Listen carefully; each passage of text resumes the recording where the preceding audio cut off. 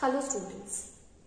So students, we had completed the chapter 3rd, that is synthetic fiber and plastics, and we have understood in that chapter that what is a natural fiber, what is a synthetic fiber, and what do we understand by that of the plastics. So we have understood the concept, we have understood that plastics, they are good or bad for us, means they are a boon or a curse for us. As well as we have understood the type of a plastic, their uses, their properties, okay, disadvantages also, and how we can prevent or we can reduce the use of the plastics. So this much we have understood in the chapter 3rd.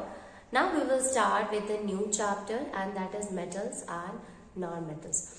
Now you see here students, the name of the chapter is metal and non-metals. So the first of all, the thing that we should understand, that what is a metal, what is a non-metal. Before that, you see that all the things, all the object which is present around us, which is present in our surrounding, we use a term for it, that is substance. If suppose you do not understand anything, you said that it is a substance. So substance is actually, we are talking about the object. That object which is present around us, that is known as the substance. Okay, now substance is basically made up of the elements. You all are aware of this term elements. Okay, if you are not, so you should remember that when we were talking about the protein or the minerals, there we have seen iodine or nitrogen is there, oxygen is there, or carbon is there. So what is this? This is actually an element only. Okay, so these object, whatever the object you will see around us, it is actually made up of the element. Right, like if suppose we talk that the thing which is around means oxygen, we used to inhale oxygen. So if we talk, oxygen is what? It is an element. Carbon dioxide, so carbon is there, oxygen is there, so carbon is an element, oxygen is an element. Okay, the thing that we use of a plastic, it is also made up of a carbon and hydrogen. So carbon and hydrogen atom, they combine together to form molecule, and these molecules, they also combine together to form the polymer. So this much we have understood, that everything which is present around us, it is made up of substance, and every substance is actually made up of the elements. Okay, so let us try to understand that what is an element. Let me write a student down. First thing, that object around us, the object which is present around us are made of different kinds of substance.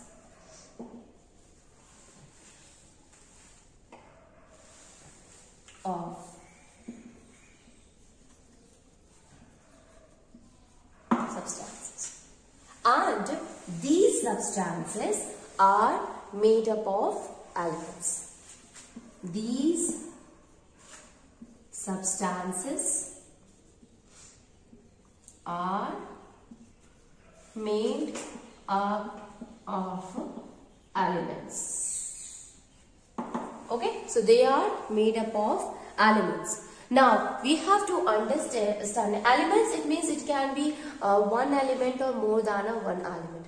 Now if we want to understand the term element, element is what? It is a pure substance, okay, which cannot be divided further. If we talk about, we can understand here student, oxygen is there.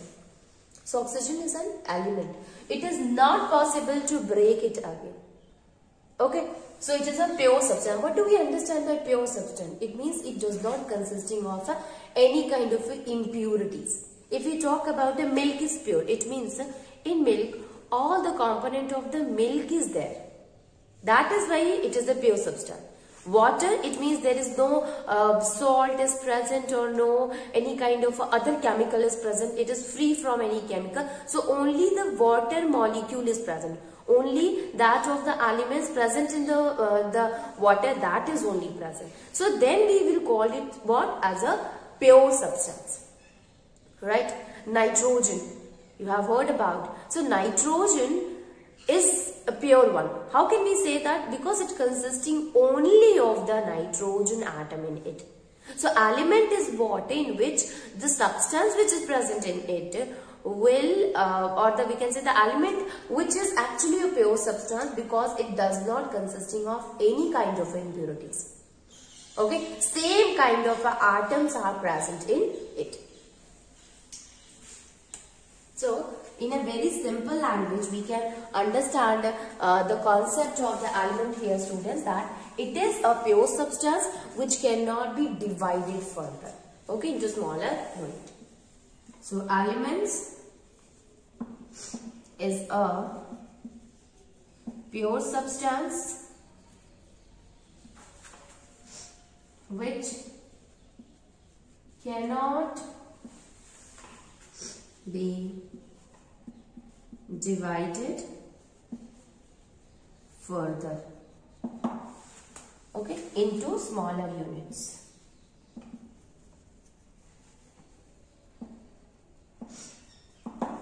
Okay, so elements what? It is a pure substance which cannot be further divided. So we have understood here term, student, that is what is a substances. Substance is the object which is present around us. Now the object which is present around us is actually substance which is made up of a more than a one type of element or one or a more element.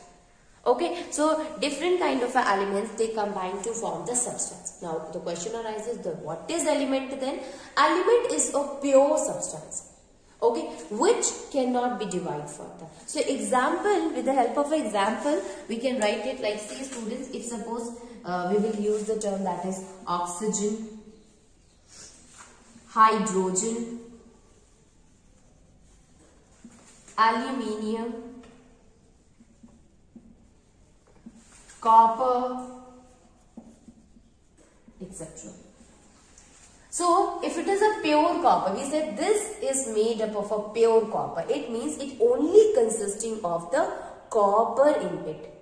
Means the particles are of a copper only, we can say in a easy language. We can say that the particles which is in present, it is made up of the same element. That is known as the pure substance. Okay, so here all the element, oxygen, hydrogen, aluminium, copper, silicon, germanium, anything you can take, fluorine, iodine, bromine you have heard, chlorine you have heard. So all these things are actually the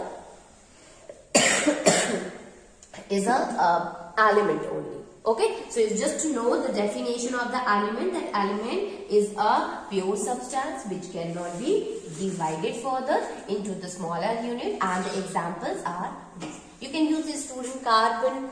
Okay, you have already heard about iodine when we were talking about that of the goiter and all. Okay, so iodine, potassium, calcium.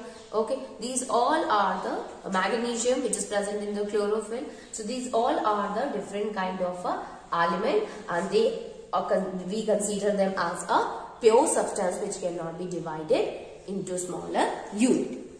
Now we have understood up to here that what is element and what is the different examples of the elements. Okay, so element is a pure substance, cannot be divided further, and this elements cannot be divided further into that of the smaller unit. Now you see, students, you see that if suppose you see an object, you will say that okay, it is made up of a metal. No, it do not look like a metal. Okay, so one look like a metal, one do not look like a metal. You all are knowing about the term metal. So that metal is also made up of elements? Yes. So on the basis of that, we can say that element is broadly classified. Two types of elements are there. So the term element is classified into two, that is metals and non-metals. Okay, so we have understood the element, we have understood that all the different kind of elements are there: carbon, hydrogen, oxygen, aluminium, copper. So you can see here, student, aluminium, copper is very hard, but if you look at the oxygen and hydrogen, so it is a gas. So you can understand that even though it is a pure substance, but their property is different from each other, right? So we can say that on the basis of that, we had classified the element into metals and non-metals.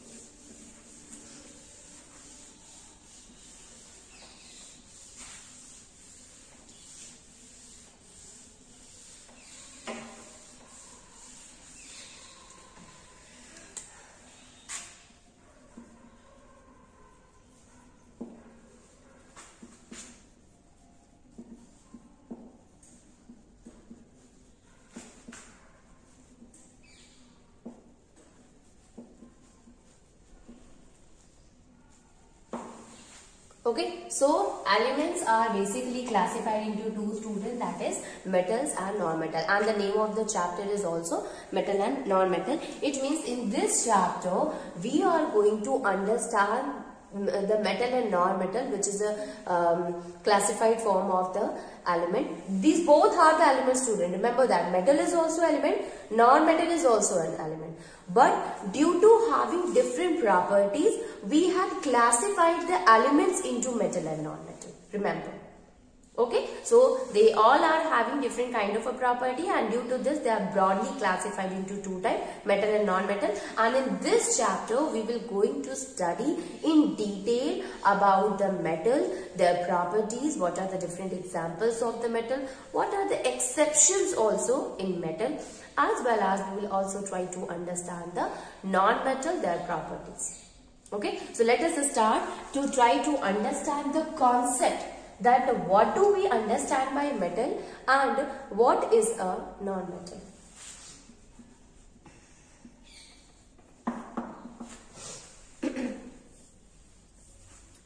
So when we talk about the metal, actually the definition of the metal came out with the properties only. When you look at the metal, student, you will find that it is shining and it is hard, as well as if you see iron is what? It is a metal only. Why? Because it is having the properties of the metal. So if we define metal, so it is hard. You look at the iron, very hard. Then shining, gold is a shinier word. So if a new iron is there, polished iron is there, you can see, students, so it is very shining also. Then next one is that they are a good conductor of heat and electricity. So when you touch a iron rod to the switchboard, or if it get touched to the electric current or the heat, you will feel the heat. Okay, or you will get the shock. So here it is a good conductor of heat and electricity. So on the basis of that, we can define metals, that metals are usually hard, metals are usually hard, shiny, strong,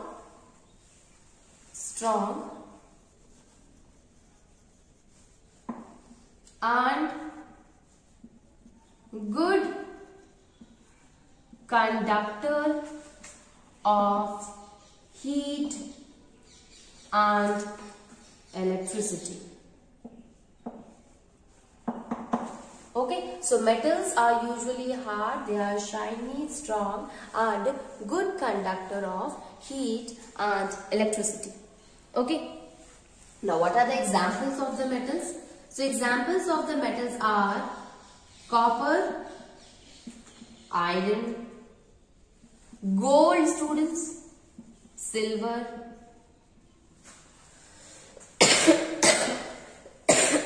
sorry, etc. So copper is there, iron is there, gold is there, silver is there. These all possess the properties of the metal, and that is why we had classified them into metal. Okay, so metals are what? They are hard, they are shiny, they are strong, and they are a good conductor of heat and electricity. Now let us see what is there in case of the non-metal.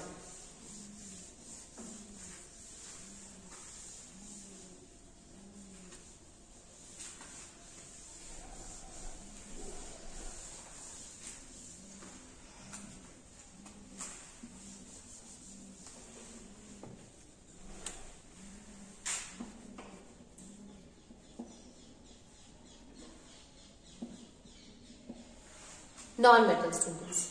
So just opposite to that of the metal, the properties of the non-metal will be different from it. So here in case of the non-metal, they are not shiny but they are dull. They are not hard, comparatively soft. Okay, they are not a good conductor of heat and electricity, but they are a poor conductor of heat and electricity. So having these kind of a property made it to go under that of the non-metal. Okay. So we can write it that non-metals are usually dull. They are usually dull, soft and poor conductor of heat and electricity. Okay, so they are dull, they are soft, as well as they are the poor conductor of heat and electricity. What are the different examples of the non-metals? So you see, oxygen. Oxygen is there, then sulfur. Sulfur is there, then hydrogen, carbon, etc. Lot more are there, students. Okay, so oxygen is a you see it is a poor conductor of heat and electricity and soft because it is a gas. Sulfur is soft, hydrogen gas only, carbon is also dull and soft and a poor conductor. Although in case of a carbon, student, there is a term that is graphite, which is a good conductor. Okay, we will discuss all these things later on. But you should know that the carbon, hydrogen, sulfur, oxygen, these all are water. Phosphorus, they all are the non-metal because they possesses the properties of the non-metal. Okay, so we can say here that the non-metal and that of the metal, they differ from each other on the basis of their physical and chemical properties. Okay, so metals and non-metals are differ from each other. They differ from each other on the basis of their physical and chemical properties. So due to having different physical and chemical properties, they are classified, they differ from each other. So let us try to understand the physical properties of that of the metal and non-metal, and then we will try to understand that how they differ from each other on the basis of their chemical properties.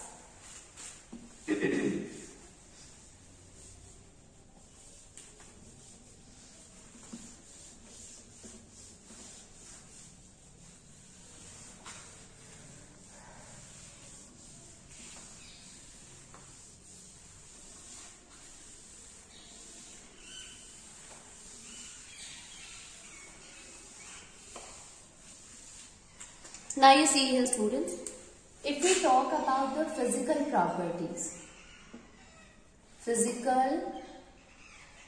properties of metal and non-metal.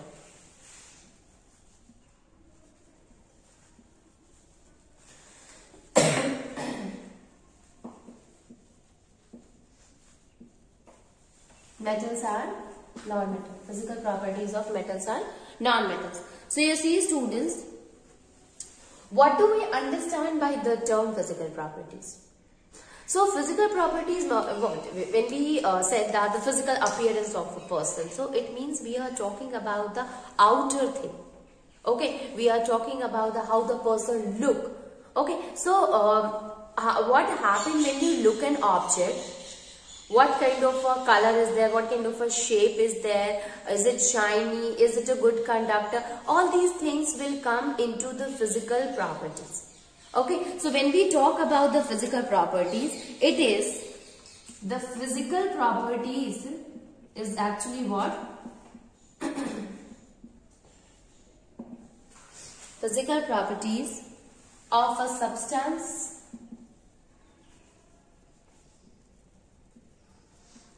are those physical properties of a substance are those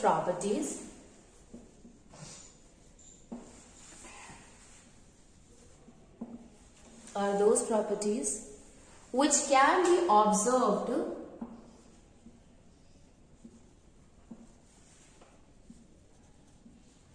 by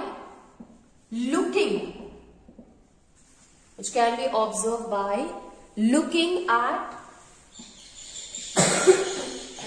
or touching the substance.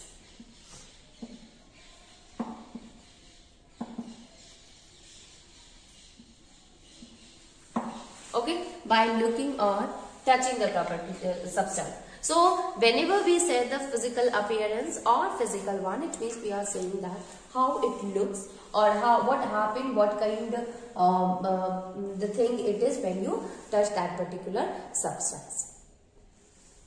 Now let us try to understand the different kind of a physical property. So the first thing that came, that if suppose you are going to study about a substance, so the first thing that you used to do, you say, if suppose you have to tell anything about a person, so you will start with that of the physical state, that the person was lean, thin, fair, British, okay, or dull in color, the shape of the body you will explain, okay. So size also, heighted person was there, medium size was there, or a small in size. So likewise you explain about a person, the same thing that we will start with the physical properties, means to understand the physical property of any of the substance. So the first thing that we should know is the physical state, that whether the substance is in the solid state, it is in the liquid state, or in the gaseous state.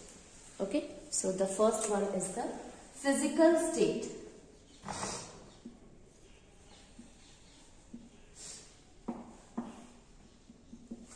Physical state. So normally, if we talk about that of the metals, students, physical state means whether it is a solid, liquid, or gas. This we are going to study in case of the metal as well as in case of the non-metal. So if we start with that of the metal, that what kind of a physical state, in general term we are talking, students, that because when you go to the higher class, you will come to know that metal are not restricted with the one or two element, but there are a lot. They all are metals only. So we can say that in general, all the metals are generally solid. So their physical state is solid. If you see aluminium, student, it is in the solid state. Iron, solid. Copper, solid. Gold, solid. Silver, solid. Okay, so these all are the solid one. If you take any of them, you will find that they all comes into the solid state. Sodium is there, potassium is there. So they all are the solid state. Okay, so in general, all the metals are solid. Now there is an exception. Exception means except one. Okay, means having all the properties, a general property, but one or two element is having their own property or a different property. So we will say except that particular element, everybody is having the same property. So here we can say that metals are generally solid at room temperature. What is the meaning of a room temperature here, student? It means at room temperature. When you keep it at a room, then that particular temperature, what kind of a state it has. So it is having the state that is solid. So all the metals, when you keep an iron rod, it will remain a solid only. It is always in the solid until and unless you are applying an excessive amount of a heat. So you have seen that in factories, they used to change the shape of the iron.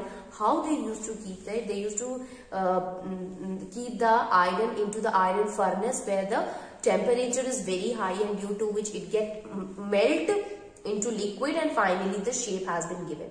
But at the room temperature, you are knowing that iron or a copper or aluminium or a silver or a gold, all these always remain in a state of a solid.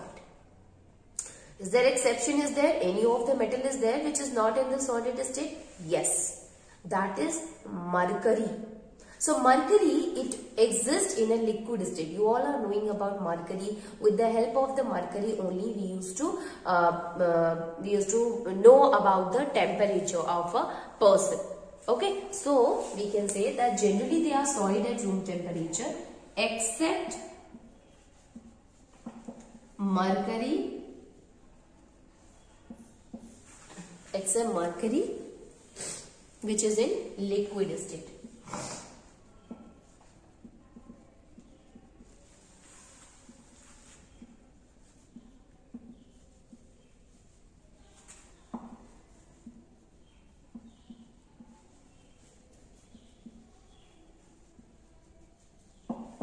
Okay, so which is in liquid state at room temperature. So all the other metals, they are solid, except mercury is there. Exception is there, student, which exists in liquid at room temperature. What about the non-metals? Were they also exist in a solid state, or only in the solid state, or in the liquid, or in the gases? Actually, in case of a non-metal, they all can exist in all the three type of a state. Means there are some of the metals which can exist in a solid state. There are metals, non-metals which exist in the liquid state, as well as the non-metals which can exist in the gaseous state too. So in case of the metals, generally all of the metals exist in the solid state except mercury. But in case of the liquid, the non-metals can exist in all the three states of matter.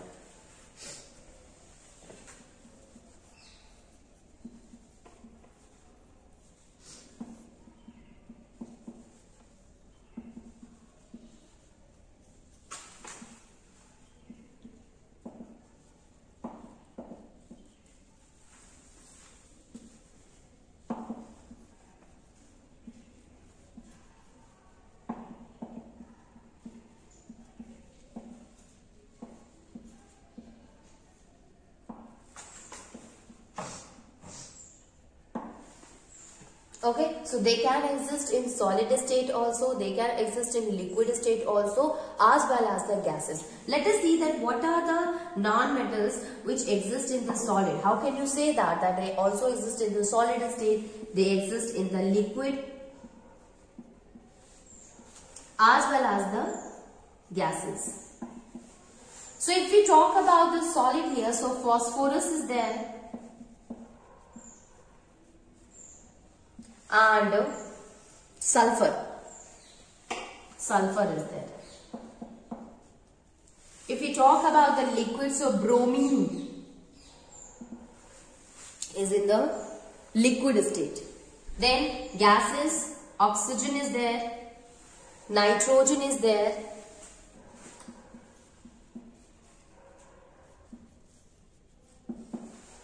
then hydrogen is there, etc.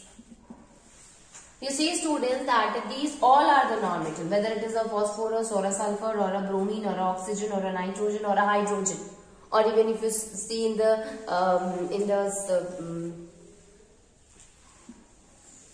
of the higher classes, you will find that these all exist in the gaseous state. Let me write the gaseous state in the upper portion. That liquid is there, and in gases state, then nitrogen, hydrogen, oxygen, etc.